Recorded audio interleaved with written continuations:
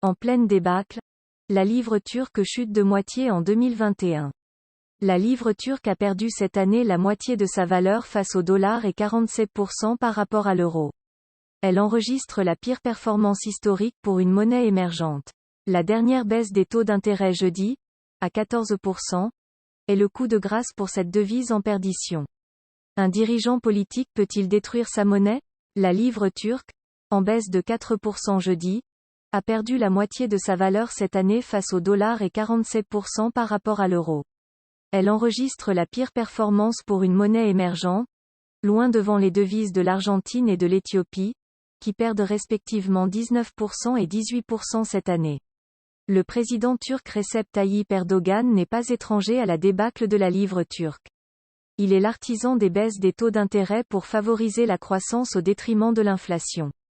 À rebours des théories économiques classiques, le chef de l'État estime que les taux d'intérêt élevés favorisent l'inflation. Mais sa politique monétaire et le manque d'indépendance de la Banque centrale, dont Recep Tayyip Erdogan a limogé 3 gouverneurs depuis 2019, n'ont fait qu'entraîner la livre turque dans sa chute. Le président Erdogan, dont la popularité est au plus bas après 19 ans au pouvoir, semble faire le pari de la croissance à tout prix en vue de l'élection présidentielle prévue en 2023.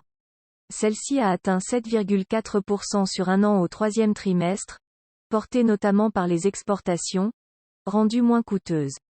Mais pour les Turcs, l'effondrement de la monnaie se traduit par une envolée des prix devenus difficilement soutenables, le pays étant très dépendant des importations, notamment pour les matières premières et l'énergie.